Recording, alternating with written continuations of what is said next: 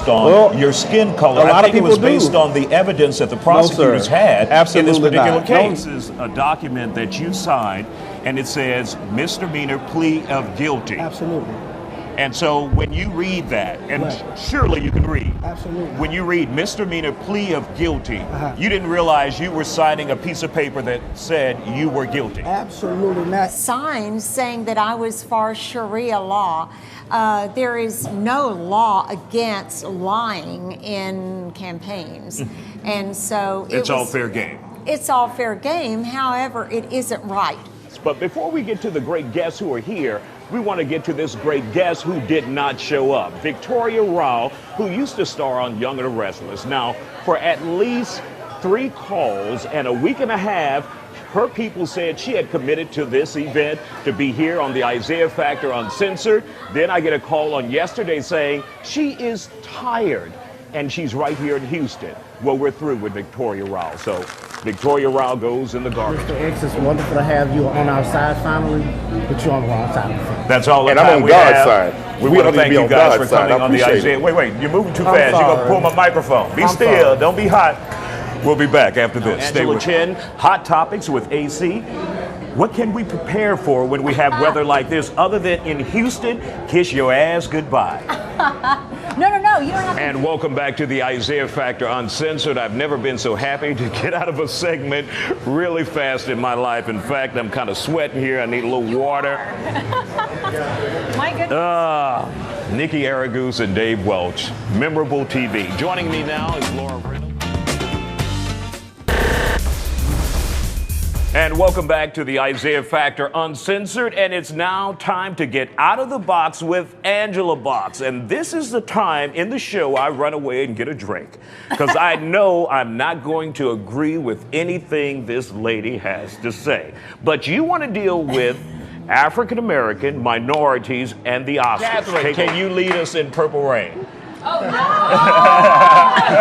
I never meant to cause you any problems.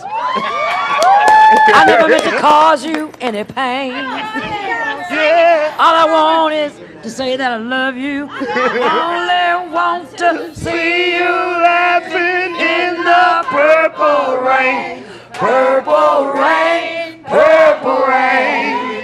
Come on, y'all, I want you to hear that. That's it for the... This newscast brought to you by Carpet Giant. They pulled me up and took me to jail. Didn't even tell me the reason why I was going to jail. Now, the problem where you run into an issue is you signed a piece of paper with the Harris County District Attorney's Office saying you're guilty. Only a few days afterwards, you entered a guilty plea in order to avoid trial. Why did you do that? Well, I did not know what a guilty plea was. When they told me Wait, back up though, real quick.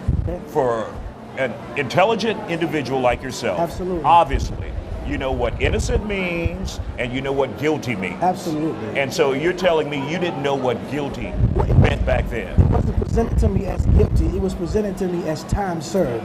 I had been in jail for some days, and it wasn't presented to me as a guilty plea. When they said time served, I literally thought that it was over. Okay, let's just quickly take a look at this. This is a document that you signed, and it says misdemeanor plea of guilty. Absolutely.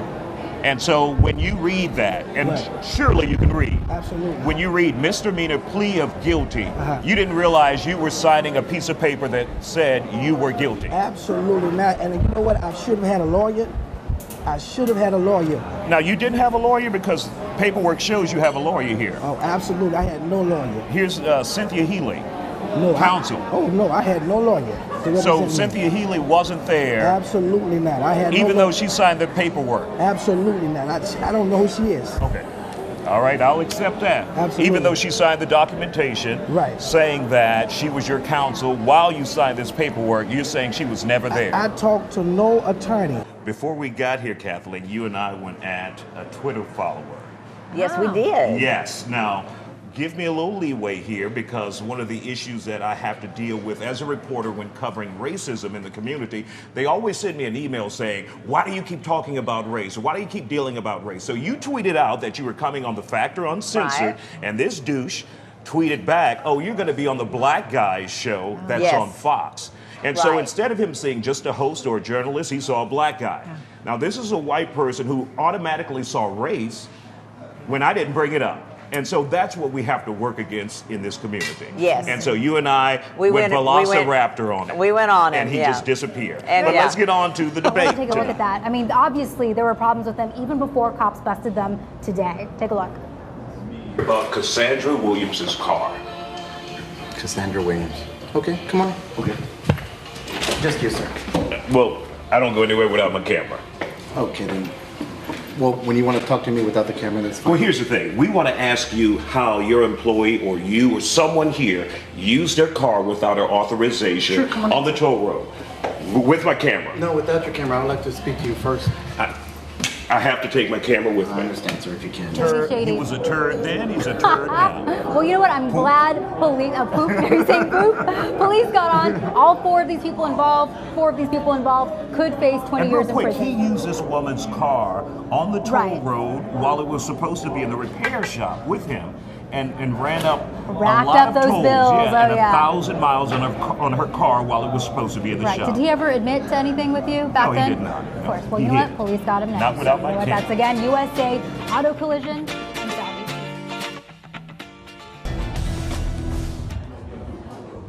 Welcome back to the Isiah Factor Uncensored, and we're here live at the Union Kitchen in Bel Air. Joining us tonight, we will have State Representative Ron Reynolds to talk about the controversial case that came down last Friday. Here's more in this report.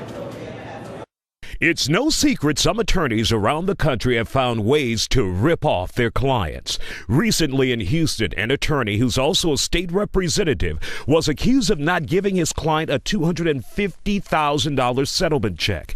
That client said her daughter was killed in a car crash, and the money was from the civil case. But for 2 years, Nancy Calloway said her attorney, State Representative Ron Reynolds, never gave her a dime. Representative Reynolds, what happened in that case? Did you keep this family's money of $250,000? If not, why didn't they find out until 2 years later, and why doesn't she have any money? Well, Isiah, I'm glad to be here today. The allegations were totally false. Unfortunately, the attorney did not meet a deadline, and there was a judgment based on a technicality. But we are appealing the decision. We're going to have a trial on the merits. We have the evidence and the documentation. I have the canceled checks. I have a settlement statement which she signed to show that she received every bit of the money from her settlement. So how much money did she receive from you, and how much was a settlement? Well, the settlement was for $250,000. I can't say because of attorney-client privilege how much she received, but she received more than 1/3 of the total settlement. Now, why would she say and file a lawsuit and go into court and claim she received absolutely nothing, never heard from you in a 2-year period? Well, actually, I have the documentation that I can show where it shows in black and white that she received the settlement, and I have the canceled check showing that she cashed the settlement check. The dispute arose because at the time she was married to someone who was her husband, and he received some of the settlement proceeds, and that's my understanding of why she was upset. So you're saying someone in her family received some of the money. She did. And she received some of the money. That's correct. That's correct. Absolutely. So she went into court and lied. That's what you're Well, saying. I'm not going to say she lied. She said you didn't pay her well, the $250,000, and the judge gave a ruling for you for $500,000 saying pay that. All I'm saying is that those allegations were not true, and we, through my attorneys, we're filing the proper paperwork for a motion for new trial so that we can present the documentation to the court to show that she received the settlement proceeds. All right, State Representative Ron Reynolds. Now guys, I'm sorry. Welcome. You were just listening in. Yeah, happy Mark to be Bennett right up also front here. with us. Rob Finkman joining us. Now, originally this segment was about attorneys who don't follow through with their clients and mislead their clients and don't give their clients a settlement. Now, State Representative Ron Reynolds is saying that's not what happened here, but we're still moving on with that issue. So if you have an attorney who does not turn over that settlement check or does not follow through in that case, what can you do? What are your options out there? Okay, so you can sue them. And apparently this woman thought that State Representative Reynolds just standing there. Now, obviously, this is a case that ended up in court. How has it hurt or damaged you at all? Is there any damage there?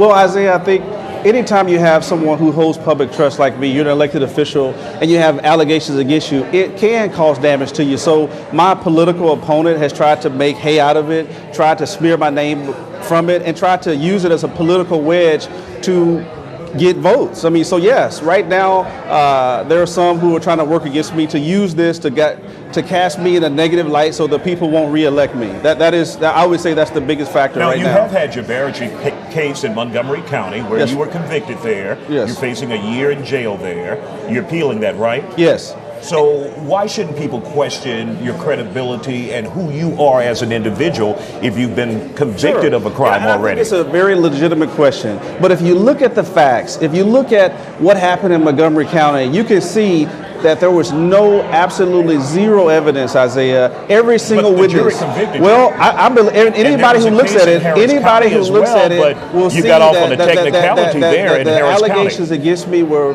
basically it was frivolous. I mean, it was a very racist. Has a history of racism in Montgomery County. I'm an African American Democrat who happens to be the House Democratic Whip. It's an overwhelmingly Republican county. They didn't look at the evidence. They simply were judging me based upon, I believe, my race and my Montgomery gender. County for years, and they've sent white people to jail. I don't think it was based on your skin color. I think it was based on the evidence that the prosecutors had in this particular case. No, absolutely not. In fact, I would like to sit down with you and show you the transcript. I have a transcript. covered Montgomery County, and I've seen a white man go to jail for 60 years I'm talking about for my breaking into particular his case. girlfriend's Well, house. that maybe they had evidence of it, but anybody who followed the trial, who was there and heard the witnesses, I have the transcripts. I'd like to show you the transcript. Was it a mistake that you defended yourself? Maybe hindsight is 20/20. I would not have represented myself again, but regardless, the evidence was not there, and I'm almost certain 100% that it's going to be tossed out on appeal because there was no witnesses that supported the state's evidence. Not one single person. Even the accomplice witness said Reynolds had no knowledge of the solicitation. And in fact, the first trial of which I was charged with a felony, I was acquitted. And so this was a retrial on a misdemeanor case. And it is going to be thrown out of court. All right. State Representative Ron Reynolds, thank you for coming. Thank you for having me. Thank you. And we'll be back with Crazy Ass Criminal. That's quite a segue. Last year was kind of a strange year for you. A bunch of pictures came out about you, and you wanted to clear up the air. One of the things you said on Instagram was, from my mouth here. Yeah. So what was going on with Steve Francis when those pictures came out, and it was someone that many of us didn't recognize? Yeah, it was more, for me, it was a time that, basketball wasn't there for me. Of course, 30 years of preparing for one thing that was taken away from me. Were there any other issues, maybe alcohol or something? Did you drink too much? I did drink. I definitely was a bumper, should I say, a partier. Mm-hmm. But I just got tired of that, and just looking at my kids and just knowing that that's the right thing to do.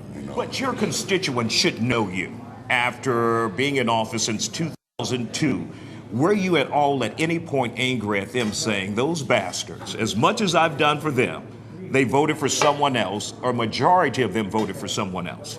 No, I was not angry. I feel quite privileged to be able to have served. There's no anger whatsoever as hard as you worked. No. No disappointment? A little disappointment. Okay. Yeah, well, it's one of those things where girls are catty. They're feisty, and it's just like mean boys. Just picking and bullying. And I just wanted to take it. I know the news is using a lot of these using the headline transgender a lot, when it's not just transgender people. At the end of the day, they're simply people, and they're going through a major issue, and we just want to get to the bottom of it. Now, when we don't use the terminology transgender people, we get the hate mail. Which is true. So it's kind of like, damn if you do, damn if you don't. Well, so, just like black issues, we get tired of people talking about black issues, like Black Lives Matter, lives matter. Mm-hmm. So that's how we feel at the same time. Well, Isaiah, what I learned is that this case had nothing to do with somebody's sexual orientation or sexual choice. Because there are some who may call themselves transgender, transsexual, who may be drag queens, and they all identify differently. But one thing I learned is that prostitution, drugs, and crime is flourishing in the area where this crime took place. I'm not saying she's a part of anything. She must speak for herself. But one thing I did learn, nobody involved in this case are saints.